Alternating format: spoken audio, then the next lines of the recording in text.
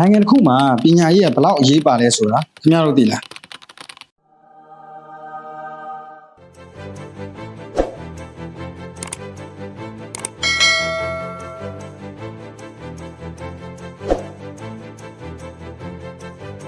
အားလုံးပဲမင်္ဂလာပါခင်ဗျ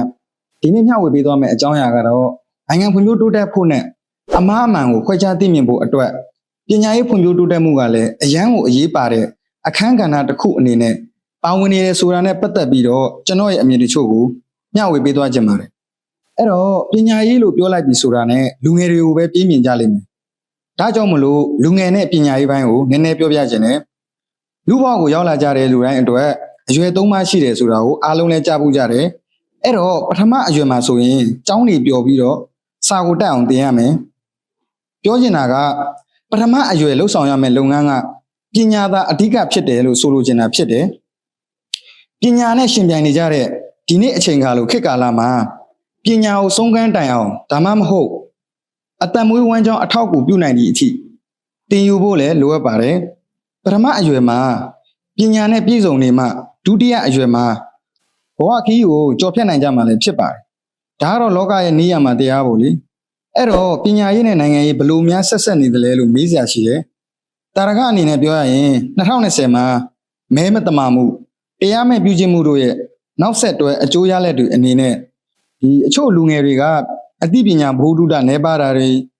ပညာတက်မြောက်အောင်သင်ယူထားပေမဲ့လည်းတွေးခေါ်မျှော်မြင်နိုင်မှုနဲပါတာတွေကြောင့်အမှားအမှန်ကိုမစင်စားနိုင်တော့ဘဲနဲ့နိုင်ငံရေးဝါဒမိုင်းတိုင်းမှုနောက်သို့လိုက်ပါပြီးတော့ PDF အမိခံအကြမ်းဖက်သမားအဖြစ်သမားဘဝကိုရောက်ရှိသွားကြတာပဲဖြစ်ပါတယ်ဆိုတော့2021နိုင်ငံရေးအပြောင်းလဲပေါ်ပေါက်လာတဲ့အတူဒီ PDF အမိခံအကြမ်းဖက်သမားတွေအနေနဲ့အမှားအမှန်မခွဲခြားနိုင်တော့ဘဲနဲ့နိုင်ငံတော်အစိုးရကိုစန့်ကျင်ပုံကဏ္ဍတွေနိုင်ငံတော်ပိုင်အဆောက်အအုံတွေဖျက်ဆီးတာတွေဒီလမ်းတရားတွေစက်သွယ်ရေးနဲ့လျှက်စစ်တာဝါတွေဖျက်ဆီးတာတွေနဲ့ဒီတန်ဃာတော်တွေဝန်ထမ်းတွေအပြစ်မဲ့ပြည်သူတွေကိုတပ်ဖြတ်တဲ့လုပ်ရတွေအထိကိုပါလှုပ်ဆောင်ခဲ့ကြတာဖြစ်ပါတယ်ဒါတွေကိုကြည့်မယ်ဆိုရင်ပထမအရွယ်မှာကတည်းကပညာကိုဆုံးခန်းတိုင်အောင်မသင်ပညာရေးဆုံးခန်းတိုင်အောင်သင်ခဲ့ပေမဲ့လည်းအသိပညာဗဟုသုတနဲ့တွေးခေါ်နိုင်မှုနည်းပါတဲ့အတွက်နိုင်ငံရေးဝါဒမိုင်းမိပြီးတော့အခုလိုမျိုးနိုင်ငံတော်ဖွံ့ဖြိုးတိုးတက်မှုကိုထိခိုက်စေတဲ့အကြမ်းဖက်လုပ်ရတွေကိုလှုပ်ဆောင်ခဲ့ကြတာဖြစ်တယ်လို့ကျွန်တော်အနေနဲ့သုံးသပ်မိပါတယ်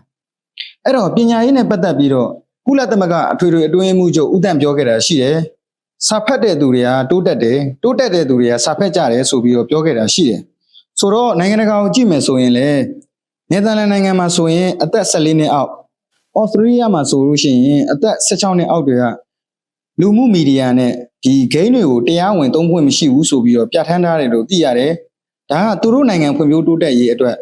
လူငယ်တွေနဲ့ပြည်သူလူထုကိုအသိပညာဗဟုသုတတိုးတက်အောင်နဲ့စာဖတ်စွမ်းရည်တိုးတက်လာအောင်ပြဋ္ဌာန်းထားတဲ့ institution တွေနဲ့ဥပဒေတွေဖြစ်တယ်လို့လည်းကျွန်တော်အနေနဲ့သုံးသပ်မိပါတယ်ပြီးတော့ပညာရေးအားနည်းတဲ့နိုင်ငံတွေမှာ institution ကိုတည်ဆောက်ရတာပုံမှန်ထက်ပိုကြတတ်တယ်ပြီးတော့ institution ဆိုတာကတည်ဆောက်ရုံနဲ့လည်းမပြီးဘူးအသက်ဝင်အောင်ကာလတစ်ခုထိအချိန်ယူရတာလည်းဖြစ်ပါတယ်အဲ့တော့ကျွန်တော်နိုင်ငံမှာလည်းအမျိုးသားကာကွယ်ရေးနဲ့လုံခြုံရေးကောင်စီရဲ့ဥပဒေချက်၄ရဲ့တတိယအချက်မှာနိုင်ငံတော်စင်ဆက်မပြတ်ဖွံ့ဖြိုးတိုးတက်ခိုင်မာစေရေးအတွက်အမျိုးသားပညာရေးကဏ္ဍကျန်းမာရေးကဏ္ဍတို့ကိုအလေးထားမြင့်တင်ရေးဆိုပြီးတော့ချမှတ်ထားတာဖြစ်ပါတယ်ပညာရေးကိုအားပေးမြင့်တင်နိုင်မှပဲနိုင်ငံဖွံ့ဖြိုးတိုးတက်မှုလမ်းကြောင်းကိုရောက်ရှိမှာဖြစ်တယ်ဒါကြောင့်မလို့အချုပ်အနေနဲ့ပြောရရင်ဒီမိုကရေစီနိုင်ငံတည်ဆောက်တဲ့အခါမှာဥပဒေဆိုင်ရာစီးပွားရေးဆိုင်ရာတွေနဲ့ပတ်သက်ပြီးတော့ကျောင်းသားကျောင်းသူတွေဘဝကလေးကသိရှိချဖို့လည်းလိုအပ်ပါတယ်နိုင်ငံရေးစီးပွားရေးပညာရေးဆိုတာကအဆက်ဆက်ရှိနေကြတာဖြစ်တဲ့အတွက်နိုင်ငံတည်ငြိမ်အေးချမ်းမှသာလျှင်စီးပွားရေးကလည်းပို့ပြီးတော့ဖွံ့ဖြိုးတိုးတက်မှာဖြစ်တယ်ဒီနိုင်ငံရေးနဲ့စီးပွားရေးအဓိကထောက်တိုင်ကပညာရေးဖွံ့ဖြိုးတိုးတက်မှုပဲဖြစ်ပါတယ်ဒါကြောင့်မလို့ပညာရေးဟာ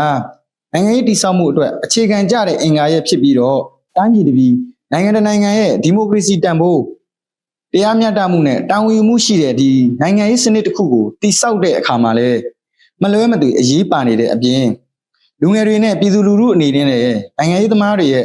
အတုံးချခံမဖြစ်ဖို့အတွက်စဉ်းစားချင်ခြင်းသုံးသပ်နိုင်စွမ်းရှိဖို့အရေးကြီးတယ်လို့ကျွန်တော်အနေနဲ့သုံးသပ်မိပါတယ်အားလုံးကျေးဇူးတင်ပါတယ်